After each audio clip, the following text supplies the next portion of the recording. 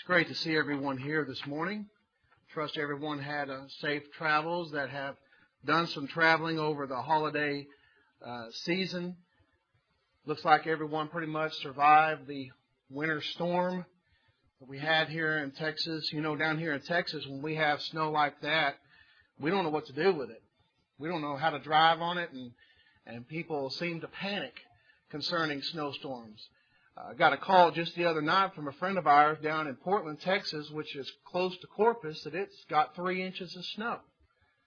And I heard this morning that they've got 4 inches of snow down in Corpus. And that's very unusual for Texas. So it's good to see a little change in the season. It's good to see that snow. And it's good to see everyone here. Great to have our visitors.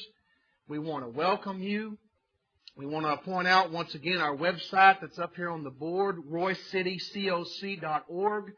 There's information added to that website almost on a weekly basis. So if you went to it at the very first announcement of it and haven't been back since, you might have missed some things because there are some new things added to it all the time. And hopefully that will be a great tool to help us study God's Word more. The man would have been an outcast. The man would have been someone who could not be with his friends or family. He would have been someone who had to dwell outside the village. He would have been a man riddled with a disease that had no cure. This man was a lonely man. He had nothing to look forward to except for his disease to progress and finally lead him to death. The man had leprosy. The man had heard evidently of a healer, a man from Galilee who had the power to cleanse, who had the power and the ability to perform miracles, to heal the sick, to open the eyes of the blind, to cause the lame to walk. Perhaps this man could cleanse him of this dreaded disease. Mark chapter 1 and verse 40 says, "Now a leper came to him," this leper came to Christ, imploring him, kneeling down to him and saying to him, "If you are willing, you can make me clean." He had heard the reports. He may have even seen from a distance the miracles that Christ was performing. And in humility he approaches the Lord, but he couldn't get too close because of his condition. You see, he had leprosy. Leprosy was a slow, progressive, and incurable skin disease. It was characterized by sores and scabs and white spots underneath the skin. Also, along with that, there would have been numbness in the extremities to the point where some of those extremities, fingers and toes, would have withered. They would have broken off in time as the disease progressed. And as this man approached, he had to do something, because you see the diagnosis of leprosy in the book of Leviticus. Leviticus chapter 13, verses 45 through 46, Moses, by inspiration, tells the priest, this is how you diagnose leprosy, and here is what a leper is to do. Leviticus chapter 13, verses 45 and 46. "Now the leper on whom the sore is, his clothes shall be torn, and his head bare. And he shall cover his mustache and cry, 'Unclean, unclean.' Verse 46, he shall be unclean. All the days he has the sore, he shall be unclean. He is unclean and shall dwell alone. His dwelling shall be outside the camp." The leper, because of this incurable disease, when people came around him, had to cover his mouth and say, "Unclean, unclean." It was a way of saying, "Stay away. I'm contaminated." There was no natural cure. for leprosy. But when he heard about this rabbi, this teacher from Galilee, he approached Christ. And instead of saying unclean, unclean, he says in verse 40 of Mark chapter 1, if you are willing, you can make me clean. Instead of saying I am unclean, he goes to Christ and says, you can make me clean.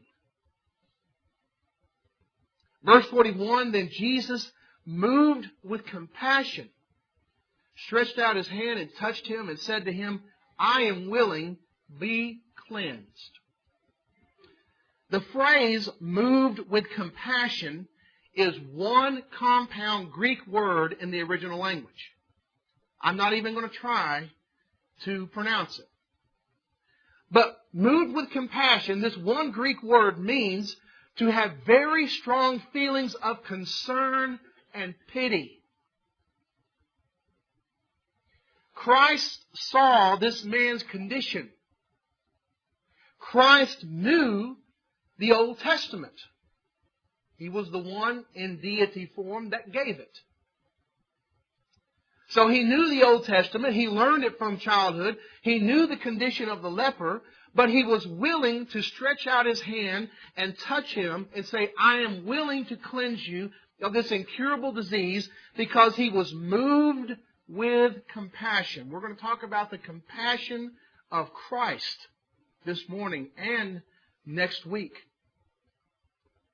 He was moved with compassion. He had these very strong feelings of concern and pity for this leper. And because he had these very strong feelings, he was willing to cleanse him. Verse 42 of Mark chapter 1, it says, as soon as he spoke, immediately the leprosy left him, and he was cleansed. There was no way that could happen naturally. It was an incurable disease. There was no herb, there was no formula, there was no medicine, there was no salve, there was nothing that could help the leper. He was doomed with this disease until death. Yet Christ had compassion on him, saw his pitiful condition, and was willing to cleanse him. And he was cleansed immediately. This is a genuine miracle, not the fake stuff that you see on television. This is a genuine miracle that Christ performed. And he says in verse 43 of Mark chapter 1, verse 43, he strictly warned him and sent him away at once. He had to do something. Now that the man has been cleansed, he had an obligation. Verse 44, he said to him, see that you say nothing to anyone, but go your way, show yourself to the priest, and offer for your cleansing those things which Moses commanded as a testimony to them. Notice that phrase, as a testimony to them.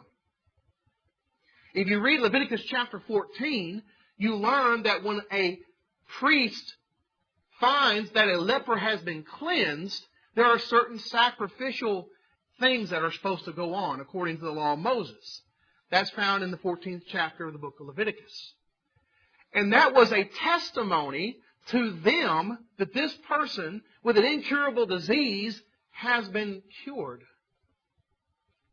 It was to show to them a miraculous activity has taken place.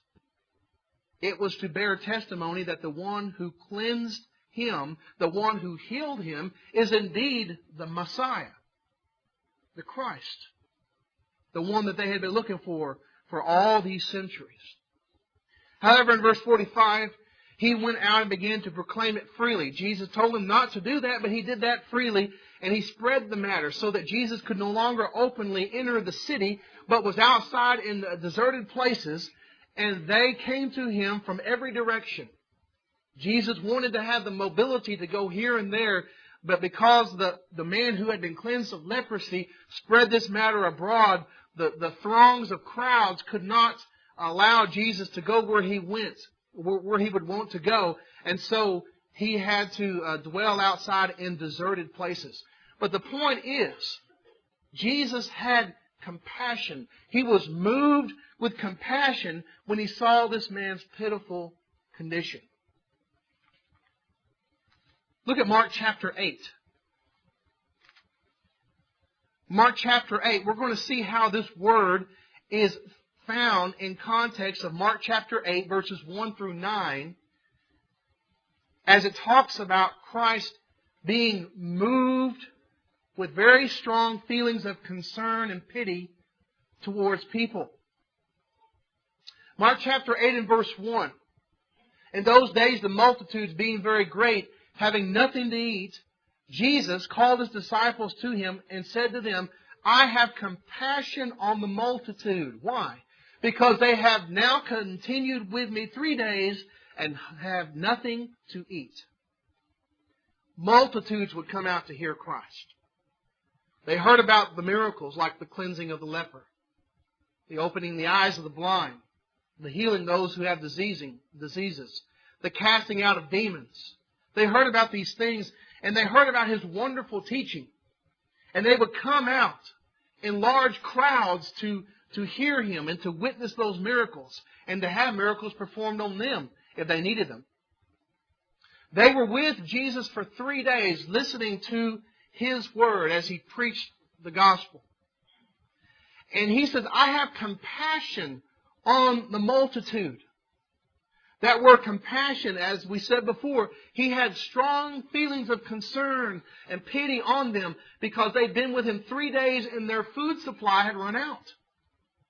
You know, it's not like living here in America where you don't have to go very far to find a fast food restaurant or to find something to eat. They didn't have that luxury back then. And so they had been with Jesus for 3 days and now their food supply had run out.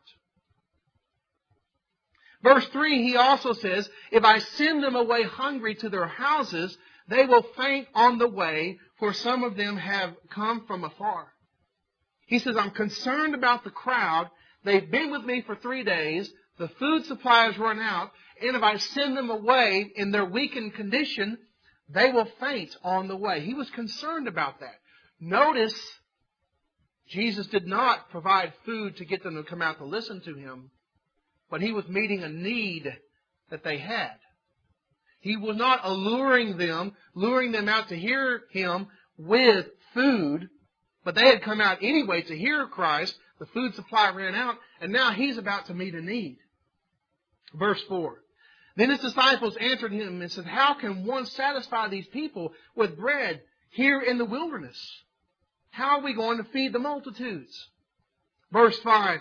He asked them, how many loaves do you have? And they said, 7. Verse 6, so he commanded the multitude to sit down on the ground. And he took the 7 loaves and gave thanks, broke them, and gave them to his disciples to set before them. And they set them before the multitude. Well, there's a multitude of people and only 7 loaves of bread. Verse 7, they also had a few small fish. And having blessed them, he set them also before them. Verse 8. So they ate and were filled, and they took up 7 large baskets of leftover fragments. Here's the amazing thing in verse 9. Now those who had eaten were about 4,000. And he sent them away.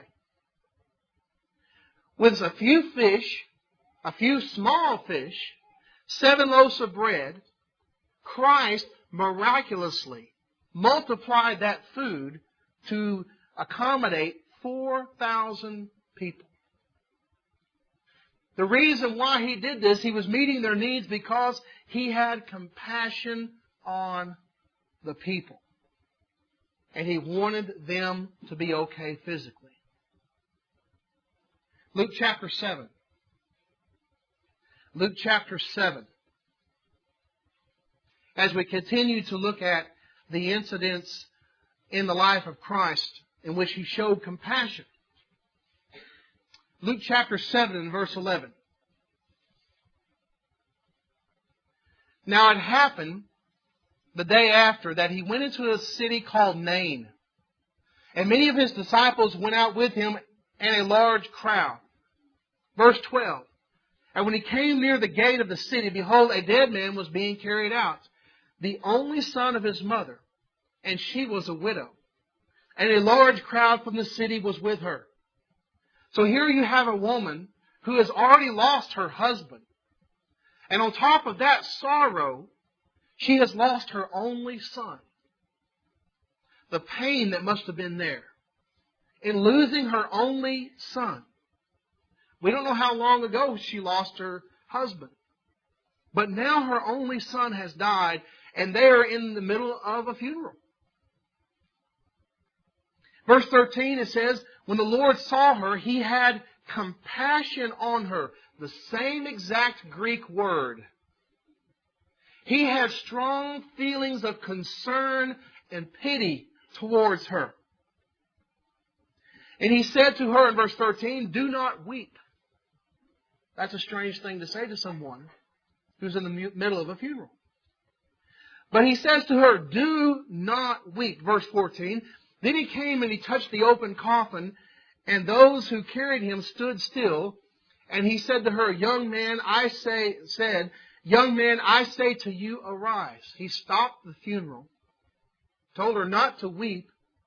And He says to the young man, I say to you, arise. Verse 15, so he who was dead sat up and began to speak, and He presented him to his mother. You know, it's very interesting when you read Matthew, Mark, Luke, and John, every time Jesus went to a funeral that's recorded, He raised the dead. Every funeral He went to, He interrupted it by raising the dead. Showing His power over death. We've seen His power over disease. He's able to cleanse the leper. We've seen His power over the elements. He's able to multiply the 7 loaves and the few fishes. We see now His power over death as He resurrects this man from the dead. He begins to set up and He begins to speak. And then Jesus, out of compassion, presented him to his mother. In verse 16, then fear came upon all, and they glorified God, saying, a great prophet has risen among us, and God has visited His people. A truer statement could not have been made. You know, when Jesus was born, they said, Emmanuel, God with us. That's exactly what that name means. God has visited His people. So we see Jesus here showing acts of kindness, acts of compassion, as He is moved with great, strong feelings of concern and pity. And these examples can be multiplied throughout the gospel accounts. But next week we're going to look at how Jesus not only showed compassion, but He taught compassion in His teaching. And we're going to see how our Lord is telling His followers, you show the same compassion that I am showing as I live my life, and as I preach, and as I perform these miracles, and as I do these things to help people. You reflect that same compassion in your life. The very reason that Jesus came into the world was to show compassion. If it were not for His compassion, we would not have salvation. If there's anyone here this morning who has not obeyed the gospel and has not availed themselves of God's compassion and grace, we urge you to do so. Believe in Christ with all your heart and confess verbally that He is the Son of God. Repent of your sins and be immersed in water. Be baptized for the forgiveness of your sins, and the compassion of God will enter into your life. If you have done that and you've gone astray, you've gone back into the world, repent and once again enjoy God's compassion. As always, the choice is yours while we stand and while we sing.